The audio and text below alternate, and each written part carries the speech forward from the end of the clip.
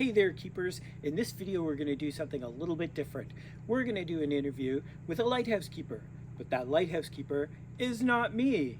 I've had the opportunity to work with Joe, who is a brand new lighthouse keeper, and he worked here at Boat Bluff for the last couple of months, and we're going to ask him a few questions to see what his experience is like, maybe compared to what my own experience was like in the past. So sit back, enjoy the interview. My name is Spence, and I am a modern-day lighthouse keeper. First-time keeper, first time on Boat Bluff. This is the first time you're doing anything keeper-related, right? Correct, yes. My first time. I'm a newbie. A newbie, nice. A newbie. And so how do you like the job so far? I'm loving it. It's been really good. It's certainly opened my eyes of what you guys do, well, what I'm doing just now. Yeah, and I've loved it. It's been a good experience. Is there anything specific about the job that you feel is like really good about it? Is there any experiences you've had that are good? Obviously, not having to deal with traffic daily or parking is fantastic. It's good that you've got a set routine. It's good that you got your plan of what you're going to do for the day, whether it be maintenance on top of general maintenance on top of whatever weather reports, or say we've got fueling reports to do. You know exactly what you're going to do every day. Okay, is there anything good about Boat Bluff specifically? Anything about this station that you enjoyed? Well, Boat Bluff is beautiful. Without it, when I first thought I was coming here, it was obviously you Google where you're going and it says one of the wettest places in Canada. I thought, oh, here we go. I'm from Glasgow, west of Scotland. It rains all the time, so I was thinking, oh, it's going to be a lot of rain. But so I've been very surprised in the nearly 11 weeks now I've been here, and it's not rained much at all. It's only recently, in the last week or so, we've been having solid days of rain. But apart from that, it's a beautiful scenery. You've got everything. You've got all the traffic, all the ship traffic coming by. Obviously, you've got all the wildlife as well. I mean, I forgot how many times I've seen the sea lions and the humpback whales, and I've seen some pods of orcas as well.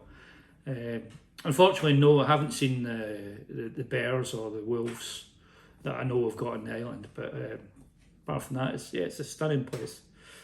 One of the prettiest places I've been to in the world. So I know from myself, I've seen you more than once out there taking pictures of the whales and sea lions and whatnot. So yeah, the wildlife here is definitely considerable. There's a lot of it. Oh, it's stunning. I've obviously watched the whales. I mean, it's first what they've been keeping me awake. When I first got here, there was a lot of noise going on in the sound. For those who don't know, we've got the inside passage is just right there, so it's the Pacific Ocean. So the whales are going back and forward, and there's a lot of noise from them at night time, and it kept on waking me up. But I wasn't bothered about it, because I was just giggling because it's whales. So yeah, I can't complain the fact there's whales out there. It's just it puts a smile on my face every time I see them, even though you see them every day. I'm still like a little excited kid.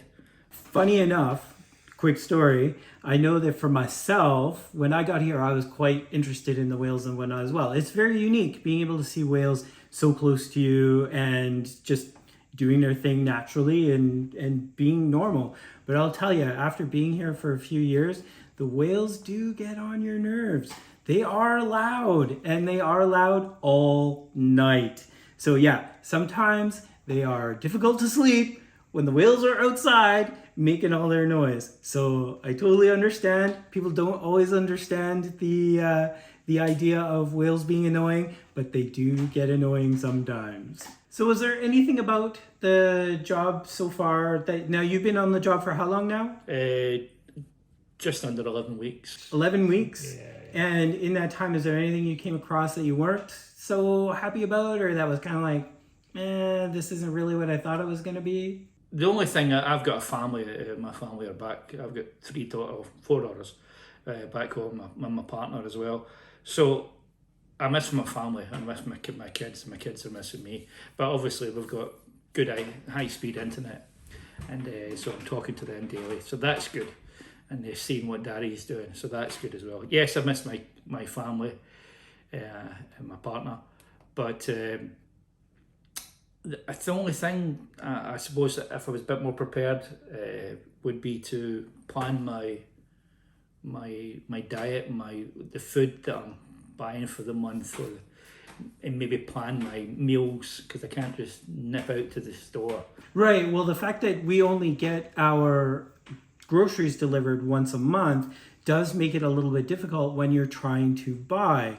Understanding that you have to buy groceries for 4 weeks tends to be a little bit different than, say, just going to the grocery store for some milk or anything like that. We need to make sure that we have enough food on hand for the entire 4 weeks between we get our deliveries. So that can be a bit of an issue sometimes for people who especially aren't used to that type of shopping. So how did you find out about being a lighthouse keeper in the first place? I seen the job online. They were advertising, believe it or not, on Facebook. They were advertising, and one of my friends, who's a veteran as well, has always talked about it. So I seen the advert and I applied online. It's not fast, but it takes a long time. Nothing moves fast with the federal government. Nearly a year from application, and there's a lot of steps, and there's a lot of paperwork just to get to. And then it's just to get to, okay, you've got the job. Well, by the way, can you be here next week? That's it. Oh, you need to get your whole life in order to go. If I'd been a bit better prepared, I would have had more personal equipment, more personal admin stuff. It's just like you're on a deployment on a ship, I suppose. But it still caught me a little bit offhand with certainly with the food / catering part of it. And I can cook, but when you're cooking, you cook for your family or cook for your partner or you cook for your kids. You're cooking a lot, so you have to cook smaller portions, or if you make too much, you're not going to waste your food. You're going to put it away for another night, maybe split it into 2 or 3 portions or more if you've messed up this. I'm always making my bolognese. There's too much meat. I'm going to add a quick link over the top of my head that will bring you to my experience when I was going to my first station. And I experienced that while I was shopping for my groceries, thinking about what can I bring and how much should I be bringing for my first posting. So now that you've done your 11 weeks on your first station and you've gone through the entire application process, is this something that you would recommend for other people, or is it sort of you need to have a special attitude, or you need to maybe have a certain mindset for going into something like this? Without a doubt, you've got to have a certain attitude and a certain mindset, because you can't say, "Oh, that's it, I'm done." Once you commit to this, it's a duty.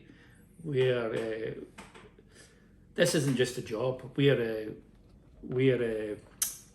what's the word? We're gatekeepers of this lighthouse. We look after this. We have the stewardship of this lighthouse, of this property. But we also have a duty to the job, because it's not just about taking weather, which it is, but it's more than just weather. It's someone, it's a sailor out there, or the person that's gone by, that needs to know the weather, and they're relying on a good weather report. And that could be a financial reason for fishing, or that could be a survival reason. Do we go out, do away? So you've got that bigger picture, and even though it's just weather, you're serving Canada, which I see. That's the way I look at it. But we're living in a museum. It's over 100 years old. So I love it. That bit of it is really neat. Do you have any advice for people who might be looking to get into this type of work? Anything you want to sort of recommend, or anything maybe, things you want to say that may, good or bad? I don't really have bad things to say about it, but I would say make sure you have your questions answered before any kind of personal admin stuff. Any questions, any what you might think is a weird question, write it down, put it in an email, talk to the other keepers. The bosses are really, really busy. They're so overworked, and they don't have time to answer your stuff. But the guys and the ladies and men and women that are on lighthouses, they'll answer your question. Talk to them. Talk to someone that's been there or that's doing it, and they can help you with most of the questions. And put your mind at ease so you know what you're getting into. So again, now that you've put in your 11 weeks here, what are your future plans for Joe the Lighthouse Keeper? Well, I would like to come back. I've already voiced I told my boss, yeah, that it would be nice to come back. But I would like to I need to find a station that's good for me and my family. Hopefully I can learn more and do some more. I've enjoyed learning about the weather. I'd never thought I know there was a lot to it, and I'd like to do more education on that, maybe do some college courses. Great. Well, that's awesome. I really appreciate you taking the time out to share your experiences with us and let us know your thoughts and feelings on what it's like to be a modern day lighthouse keeper. Is there anything you'd like to add to all of this? Anything you want off the top of your head that you might want to say? If you fancy doing it, go and look it up, ask the questions and apply. I've really enjoyed it, and Spencer has been fantastic. Thank you. It's so laid back and very very patient, even though we might have had a bit of accent problems at first. I thoroughly enjoyed it, but I'm looking forward to going back to my family this week and see my girls. Well, Joe, I really appreciate you taking your time out again, and I'm so glad that you were able to give our viewers another look aside from just my own at what it's like to be a lighthouse keeper. I hope that we get to see you again on the lights, on any of the other lights. I'm sure we'll hear you over the radio when you actually return. Thank you so much for doing this. Thank you. Thanks for the time. So that was Joe. I hope this interview answered a few questions for you and maybe gave you a little bit of insight in what it's like to be a new lighthouse keeper. I hope you really enjoyed this video. If you did, hit that thumbs up button. Subscribe if you'd like to know more about what it's like to be a lighthouse keeper, and hit that bell notification so you're notified every time I upload new videos. Thank you so much for watching this video. My name is Spence, and I am a modern day lighthouse keeper. We'll see you next time.